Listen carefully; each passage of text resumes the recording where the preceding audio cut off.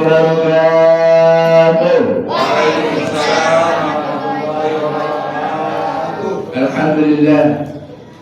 Alhamdulillahilladzi wa kafa wassalatu wassalamu ala sayyidil mustafa wa ala alihi wa sahbihi ahli sidqi wal waba.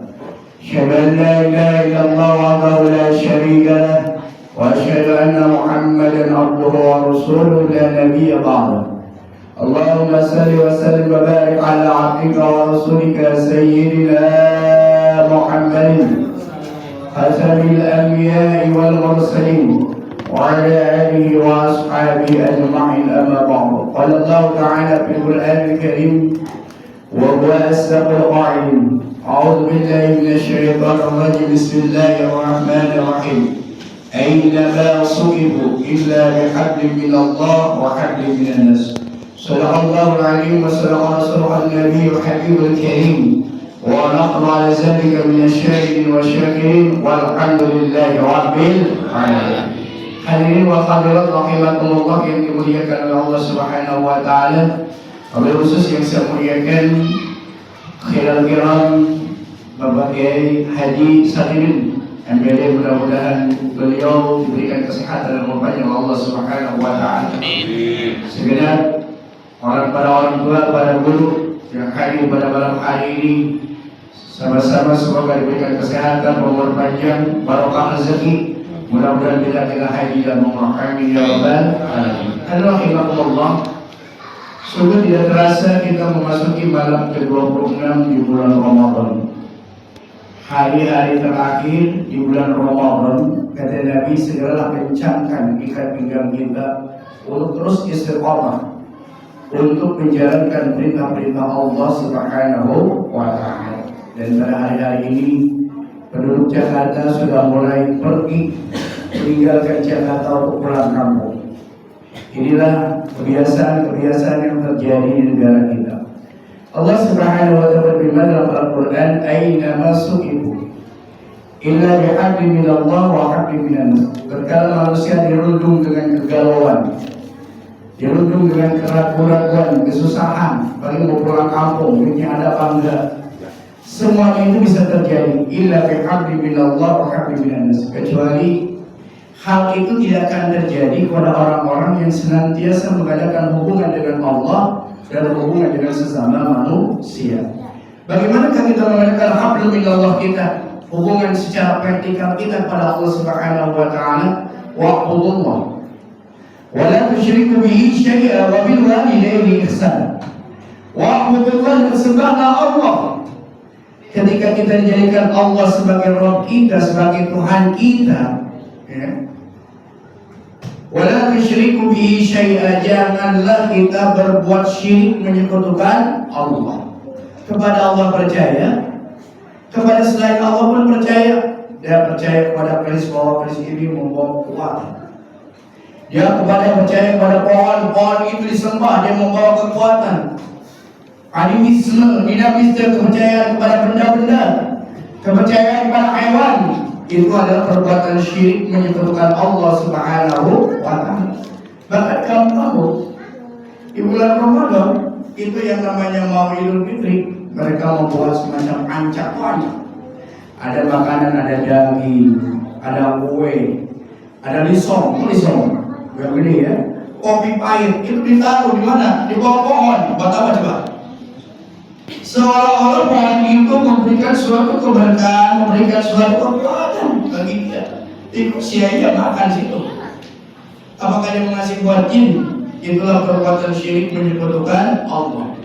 Dan ketika manusia berbuat syirik, maka pada saat itulah seluruh amal baik yang kita lakukan hancur di hadapan Allah Subhanahu wa taala. Karena inna syirka la zulmun adzim. Kesyirikan itu adalah merupakan kezaliman yang sangat besar di hadapan Allah Subhanahu wa taala.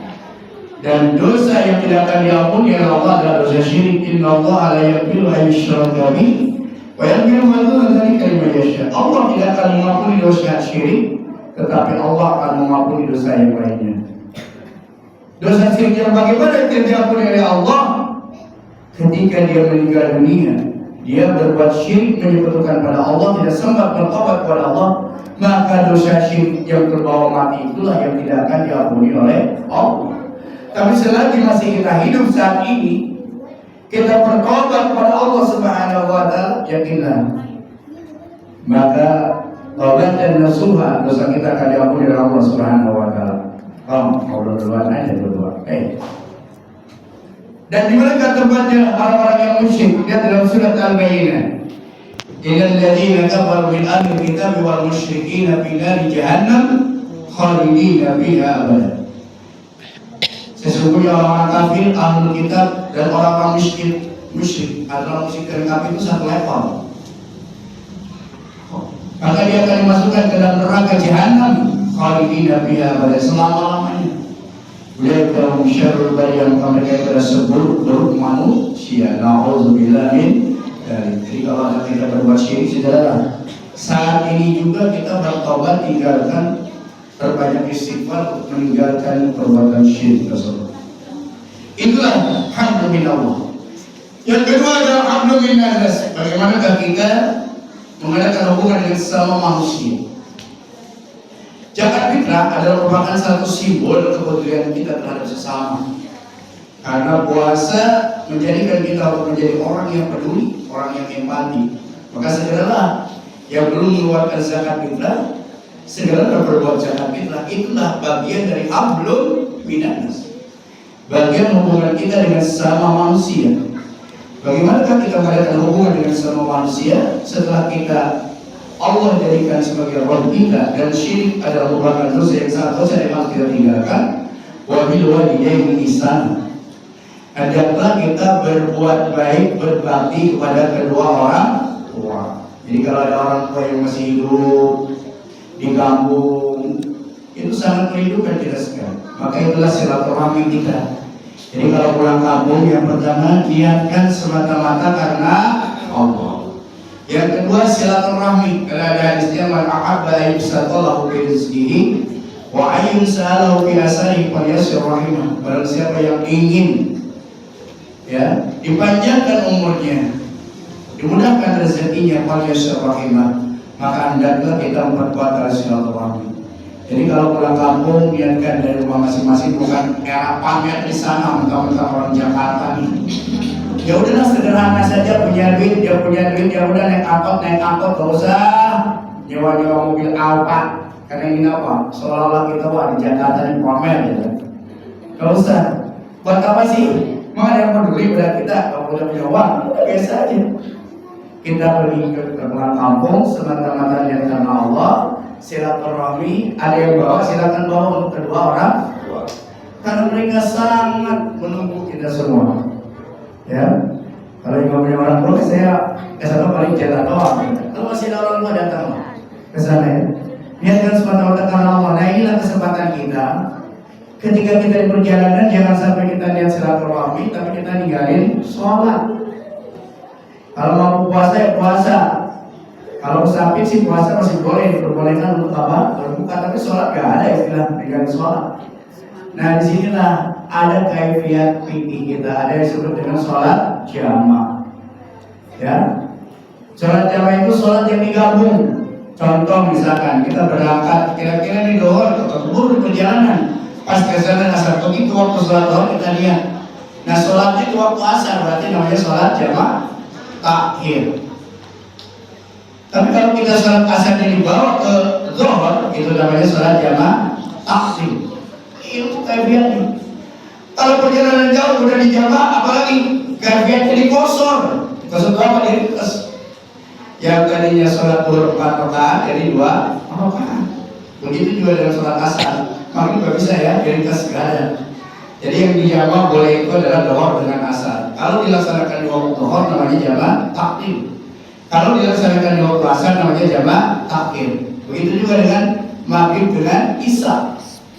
Ya, kalau dilaksanakan di waktu maghrib namanya jamaah takdim. Kalau di waktu isya namanya jamaah takhir. Nah, ketika dohor dan asar itu selain jamaah boleh dikosor. Yang 4 rakaat jadi 2 rakaat, 2 rakaat, asar 2 rakaat. Inilah kehebatan kita, tidak dipaksa. begitu pentingnya kita melaksanakan ibadah sholat. Silakan laksanakan dengan jarak berapa? Minimal 80 km. Kalau ini bisa di negara jangan di Jamal lah. Sini Sukabumi, Bandung, Jawa. Nah itu supaya kita tidak meninggalkan sholat. Silaturahmi niatnya sunnah, tapi sholat wajib hukumnya wajib. Ya, dua-duanya harus kita laksanakan. Mudah-mudahan kita mendapat keberkahan dari Allah Subhanahu wa Ta'ala. Demikianlah kesimpulan yang saat ini. Mudah-mudahan bermanfaat untuk Indonesia sendiri dan untuk kita semua. Yang terakhir, saya selama 1 bulan di sini, kultum coba habib bila ada kata-kata yang kurang berkenan, mohon dibukakan pintu maaf yang seluas-luasnya. Mudah-mudahan Allah Subhanahu wa Ta'ala memberikan maaf dari kita semua. Dan mudah-mudahan kita disampaikan kepada akhir Assalamualaikum warahmatullahi wabarakatuh.